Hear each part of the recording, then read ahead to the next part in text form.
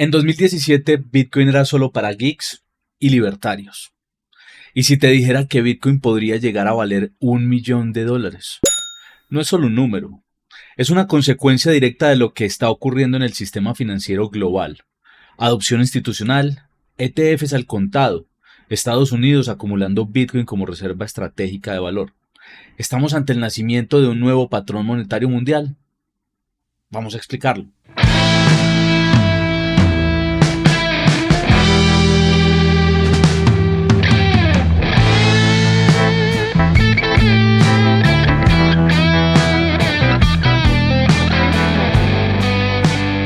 En 2024, los nombres más grandes de Wall Street los están acumulando. BlackRock, Fidelity, ARK Invest y muchos más. No están especulando. Están construyendo infraestructura financiera real con Bitcoin como base. No es que las instituciones estén comprando Bitcoin, es que están adoptando el sistema. Los ETFs al contado están convirtiendo a Bitcoin en un activo accesible para fondos de pensiones, aseguradores y bancos centrales. Y lo más importante, cada dólar que entra en un ETF spot compra Bitcoin real, no de papel, como el mercado subyacente, como el de futuros. Y esto nos lleva a pensar en que tenemos un activo de oferta limitada y finita frente a una demanda que es creciente.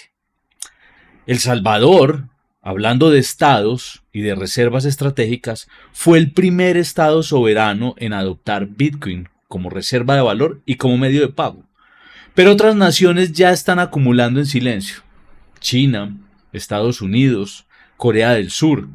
En un mundo de guerras de divisas, Bitcoin es la única reserva neutral y descentralizada.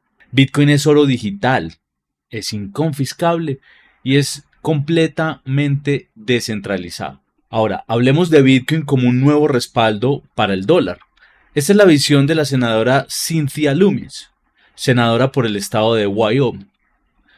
En medio de una creciente deuda nacional y la desconfianza en el sistema fiat, desconfianza que se viene incrementando con las políticas de gobierno y la guerra arancelaria, la senadora Cynthia Lummis propone una idea revolucionaria, que es usar Bitcoin como respaldo estratégico del dólar. Lummis, una de las mayores defensoras de Bitcoin en el Congreso de Estados Unidos, presentó en diciembre de 2024 una iniciativa para que el Tesoro inicie la acumulación progresiva de Bitcoin como parte de sus reservas soberanas, siguiendo una lógica similar a la acumulación del oro en el siglo XX. El nombre del proyecto es Bitcoin Reserve Strategy for National Debt Migration. Lo pueden encontrar en la página de la senadora Lummis. El objetivo es acumular al menos 1 millón de Bitcoin en un periodo de 10 años, evitando la venta de esos activos por al menos 20 años más. ¿De dónde se financiarían estas compras? Tendría que ser sin emitir una nueva deuda, y se utilizarían los excedentes del presupuesto federal, el canje de oro físico almacenado en Fort Knox por BTC y la reasignación de reservas estratégicas no utilizadas. Lummis dijo: queremos que Bitcoin sirva como colateral estratégico, no como instrumento especulativo. Esto lo dijo ante el comité bancario. Vamos a ver unas cifras claves. El valor actual de Bitcoin está por el orden de los $108-109 mil. 1 millón de Bitcoin hoy equivaldrían a $108 mil millones. Si Bitcoin sube un 25% anual en promedio, algo que es bastante conservador, teniendo en cuenta toda la data que tenemos y los históricos, esa reserva valdría más de $600 mil millones en 10 años. La deuda federal actual hoy supera los $34 billones. Una reserva de BTC serviría como activo soberano para respaldar emisiones de bonos y reducir la dependencia del dólar impreso. ¿Cómo se vincula con la deuda? La senadora propone emitir una nueva clase de bonos del Tesoro respaldados en BTC, una especie de Bitcoin Sovereign Bonds, bonos soberanos basados en Bitcoin, donde los pagos de intereses podrían cubrirse con la apreciación del Bitcoin acumulado, no con más emisión de deuda fiat.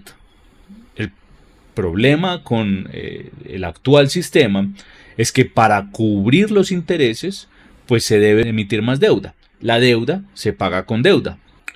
En lugar de vender deuda para imprimir más dinero, vendemos una promesa respaldada por el activo más escaso y neutral del planeta, dijo Lumens. Pero frente a esto, tenemos varias opiniones en el mercado. Van Eck, por ejemplo, estima que si Estados Unidos acumula 1 millón de Bitcoin, podría convertirse en el país con mayor poder de respaldo monetario post-fiat. Y ya empezamos a hablar de post-fiat, porque evidentemente este sistema se está cayendo a pedazos. Arthur Hayes llamó la propuesta de Lumens el patrón Bitcoin 2.0. Y Michael Saylor dijo que es el movimiento lógico si Estados Unidos quiere liderar la próxima era monetaria digital. Si Estados Unidos no lidera esto, alguien más va a hacerlo. Y quien tenga más Bitcoin tendrá más poder económico. Eso dijo Saylor. ¿Cuáles son los obstáculos para esta propuesta? La oposición política, por supuesto, por parte de congresistas que aún considera a Bitcoin como volátil y riesgoso, muchos de ellos congresistas demócratas. Lobbies financieros que prefieren soluciones bancarias en CBDC y deuda tradicional. Por supuesto, los bancos no van a claudicar tan fácilmente. Pero la tendencia es clara. La propuesta ha abierto un debate que es nuevo, que ya no gira en torno a si Bitcoin es dinero, sino si puede ser el ancla que necesita el sistema para no hundirse. Desde el halving de 2024, la oferta diaria de nuevos Bitcoin se ha reducido a 405 monedas diarias. Pero la demanda institucional no solo continúa, sino que se acelera.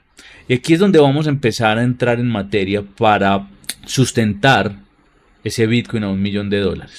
Empecemos a hablar de las ETFs al contado en Estados Unidos. Las ETFs acumulan más de 1.3 millones de Bitcoin, o sea, 1.350.000 Bitcoin desde enero de 2024. Y esto viene creciendo. Su promedio de compra diario está entre los 1.500 y los 1.800 Bitcoins por día, liderados por BlackRock y su ticker EBIT, Fidelity, su ticker FBTC y Bitwise. Junto a ellos tenemos las empresas públicas con estrategia de tesorería en Bitcoin. La más grande de ellas, MicroStrategy o Strategy, que acumula hoy alrededor de 597.000 Bitcoin, en cabeza de Michael Saylor. Metaplanet, la empresa japonesa que está decidida a seguir el sistema de Saylor. Tesla, Huobi, Galaxy Digital, entre otras. Aunque Tesla acumula desde hace 4 años, realmente esta no es una empresa hoy por hoy que esté metida en el tema de la estrategia de tesorería en Bitcoin, pero tiene una bolsa que viene acumulando desde hace ya varios años. Habrá que ver qué decide hacer Elon Musk con la fundación de su nuevo partido e integrar a Bitcoin como sistema de dinero para ese fin. Y por último hablemos de los quienes holdeamos Bitcoin y el retail. Se estima que al menos entre 400 y 600 Bitcoin diarios son adquiridos a través de exchange, por medio del DCA o el intercambio peer-to-peer. Ahora, miremos el déficit en el suministro. La demanda total estimada es de entre 2.500 a 3.200 Bitcoin diarios, según lo que hablamos hace un momento. La emisión actual post-halving 2024 es de 450 Bitcoin diarios. El déficit neto diario es de entre 2.000 y 2.700 Bitcoin. Quiere decir que se están comprando 2.000 a 2.700 monedas más de lo que se produce. Y esto puede generar un impacto sobre la liquidez. Las monedas disponibles en los exchanges centralizados son alrededor hoy de 2.3 millones de Bitcoin. La mayoría de estos Bitcoin no están en órdenes de venta activas y se están drenando poco a poco con las compras diarias del institucional, del retail, del hodler y por supuesto de los ETFs al contado.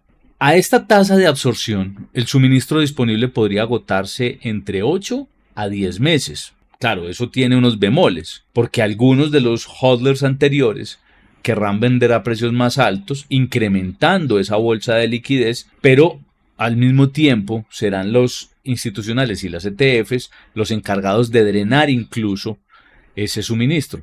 Lo que haría no que se disparara la oferta, sino que hubiese un cambio de manos del retail hacia los operadores institucionales. Cuando los compradores institucionales no encuentran oferta, pues los precios no se negocian, se imponen, y esto es un claro choque en la oferta. Vamos a hablar acerca de la diferencia entre lo que es el flotante y el suministro líquido, porque hay que entender que aunque los exchanges hoy tienen alrededor de 2.3 millones de Bitcoin, no todo ese suministro va a manos o va a estar disponible para el intercambio monetario. El flotante real es el total de Bitcoin que potencialmente pueden circular.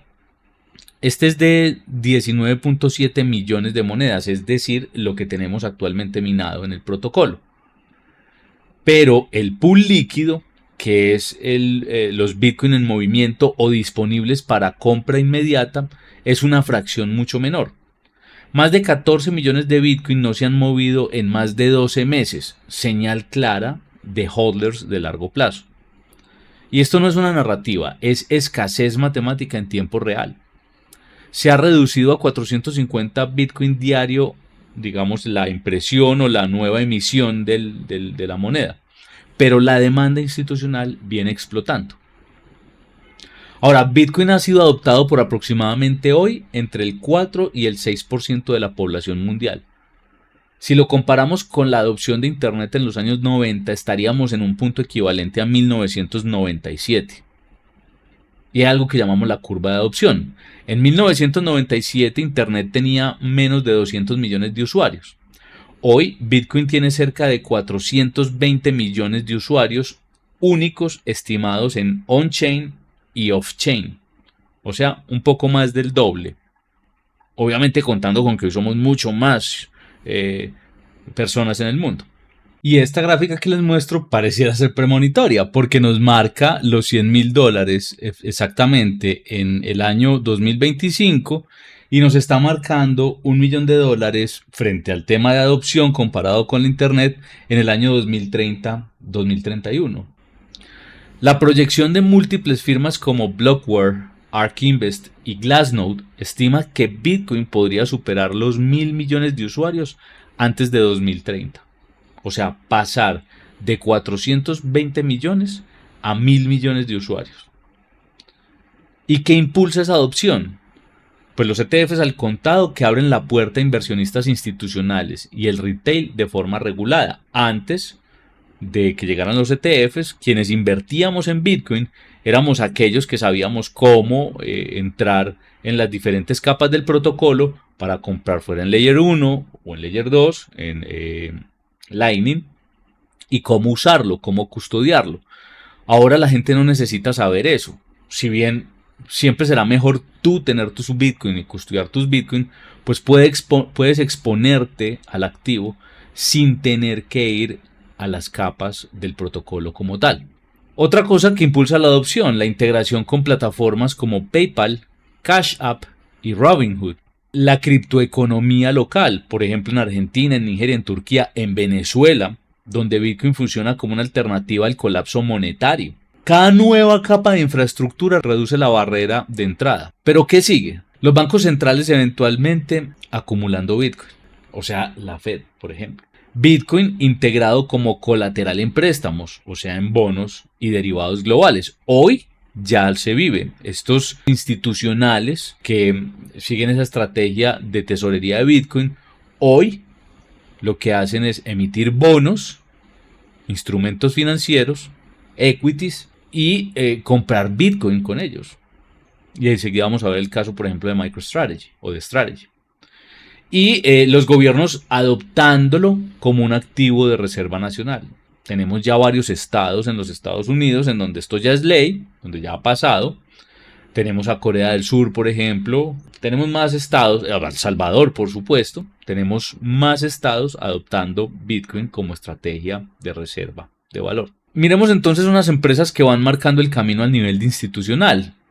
Y es el caso de MicroStrategy o Strategy. Strategy hoy posee 597.300 Bitcoin aproximadamente más. Esto es casi el 3% del total de todos los Bitcoin existentes. Usa emisiones de deuda, y aquí es donde vamos a tocar el tema de los bonos.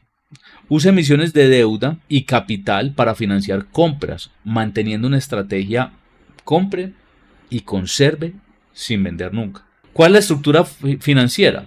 Bueno, tiene tres instrumentos: el Strike, el Strife y el Strike D.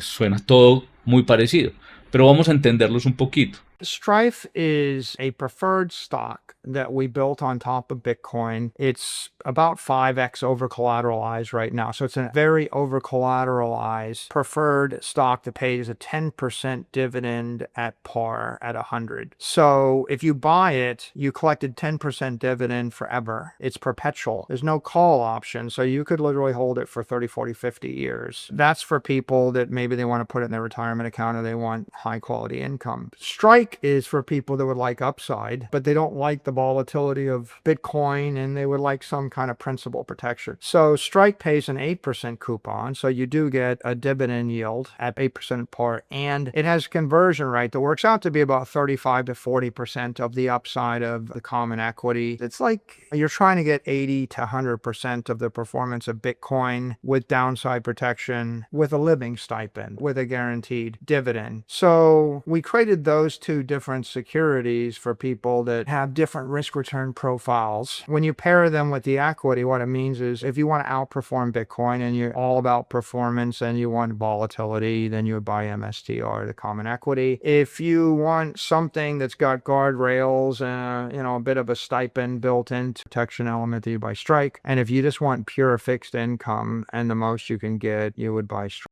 El Strike, que paga un 8% anual, que ofrece un dividendo, como les digo, fijo del 8% anual, acumulativo. Es decir, si no te lo pagan, se acumula y te lo pagan luego. Convertible a 0.1 acciones comunes, precio de conversión que es ajustable, si la acción llega a $1,000 por share, por acción. Liquidación preferente de $100 por acción, sujeto a redención por eventos fundamentales o repago parcial.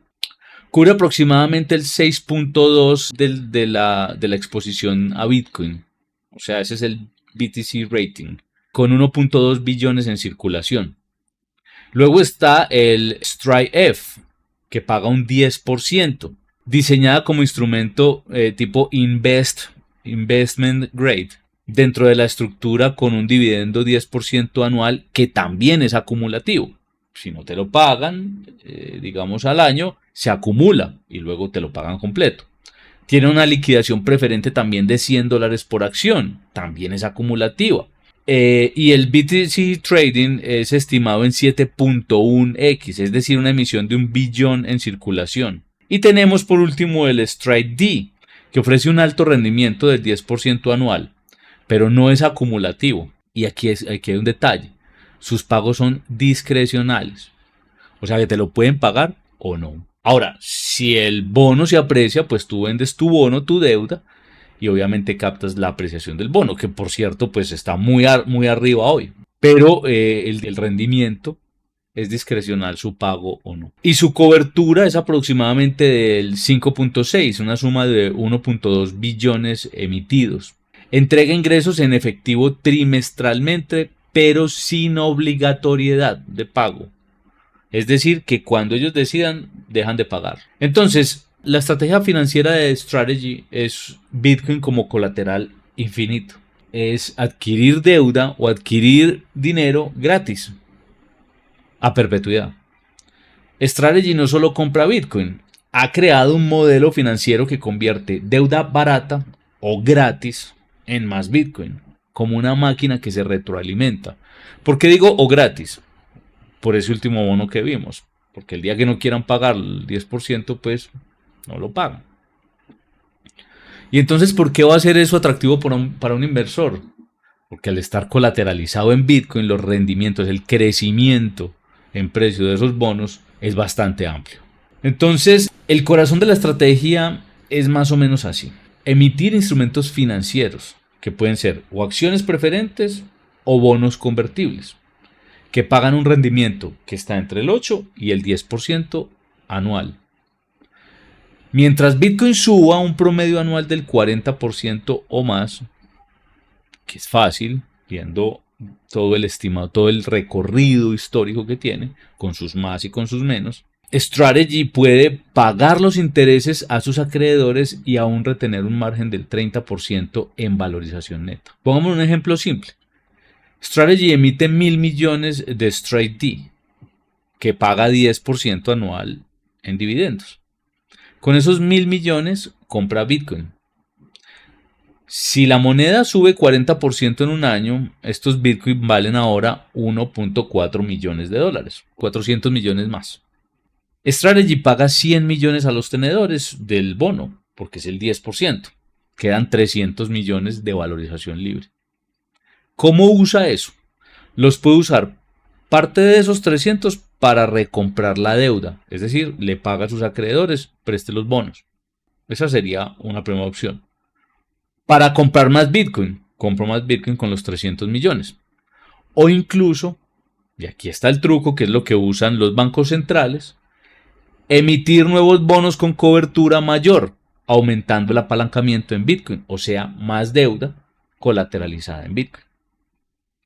En otras palabras, convierte deuda fiat en Bitcoin y luego en más deuda respaldada por un colateral que se aprecia con el tiempo. Este modelo financiero permite replicar el ciclo, es decir, emitir deuda o un equity híbrido, que es acciones preferentes y bonos, ¿sí? Más comprar Bitcoin, aumentar la cobertura, captar más capital y repetir. Y eso es un círculo virtuoso. Strategy estructura sus instrumentos como perpetuos o de largo plazo. Y aquí está la razón, porque es que dicen, ok, pero si Bitcoin se cae a 60.000 dólares, van a liquidar las posiciones de Saylor, de Strategy. No. Primero, el punto de liquidación de Strategy hoy está más o menos en unos 16.000 dólares. Pero Strategy estructura sus instrumentos siempre como perpetuos o a largo plazo. El secreto está en que el crédito, la deuda, sea a largo plazo, no a corto plazo. Y con pagos que no son necesariamente acumulativos ni obligatorios, como en el bono basura Straight D que les mencioné. Lo que le da flexibilidad para los pagos, incluso en un bear market. Entonces, si yo tengo que pagar dividendos cada año y entro en un bear market que históricamente no dura más de un año, yo paro o Strategy para el pago de los dividendos o del rendimiento a esos bonos que tiene que pagar por obligación de rendimiento y los dejo acumular un año más. Al año siguiente, como sigo emitiendo deuda, estoy comprando más bajo y esos se habrán revalorizado. Esto es un loop. Esto no tiene, esto es un ciclo, un círculo virtuoso. En resumen, Strategy ha creado una arquitectura financiera donde la deuda no es carga, como sí lo es en el sistema financiero actual, el sistema económico actual, sino que es una palanca para adquirir Bitcoin sin venderlo nunca, que es para lo que se debería usar el endeudamiento, para apalancar, no para esclavizar. Mientras Bitcoin siga subiendo, se convierte en una máquina de imprimir más Bitcoin con deuda fiat. Aunque de imprimir como tal, sabemos que es limitado, son 21 millones, pero sí por lo menos de hacerse a mayor tenencias e ir acumulando más que todo el mundo. Entonces, con todo esto, ¿cómo es la proyección y el camino hacia el millón de dólares? La pregunta yo creo que no es si Bitcoin puede llegar al millón. La pregunta es cuándo.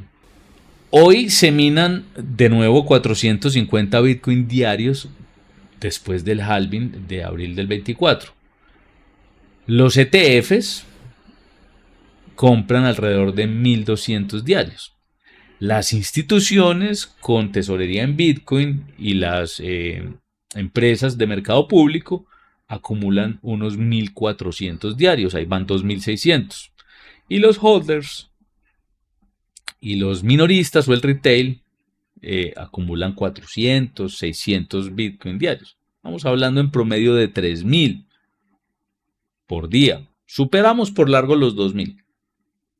¿Ok? Y solamente se emiten 460. Por cada Bitcoin que se mina hay 4 o más compradores institucionales esperando.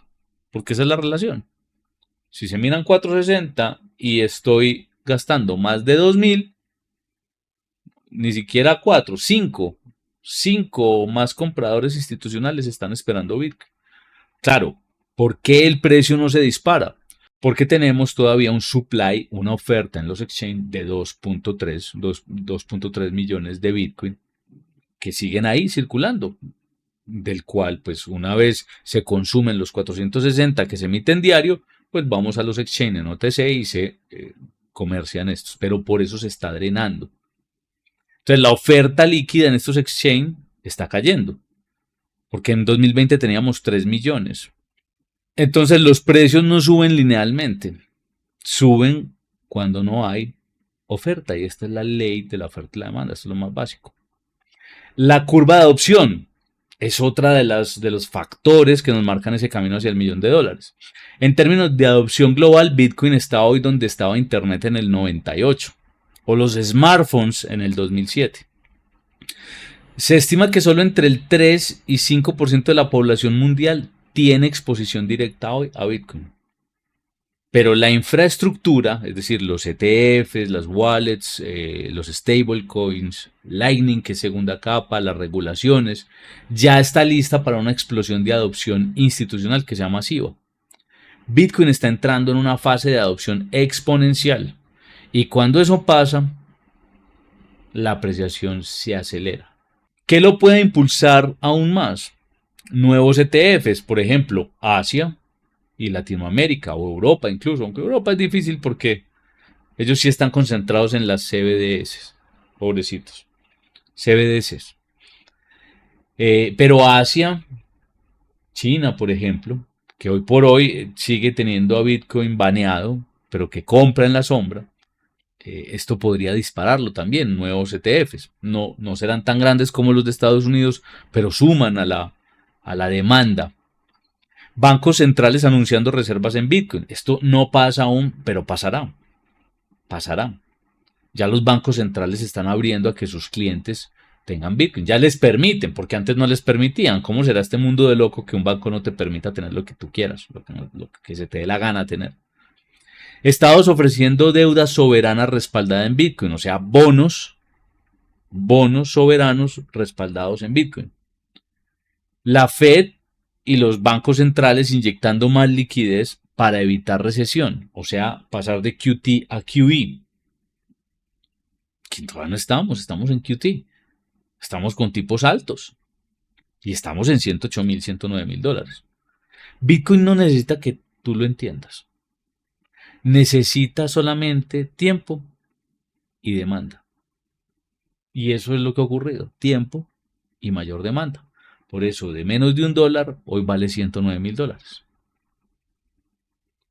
Y el $1.000.000 no es una exageración. Pongámoslo aquí, si el 5% de la riqueza mundial, más o menos $450 billones, se movieran a Bitcoin, eso representaría más de 22.5 billones en capitalización de mercado. 22.5 billones de dólares dividido en 21 millones de monedas, estamos hablando de un Bitcoin de un poquito más de $1 millón por moneda. ¿Ok?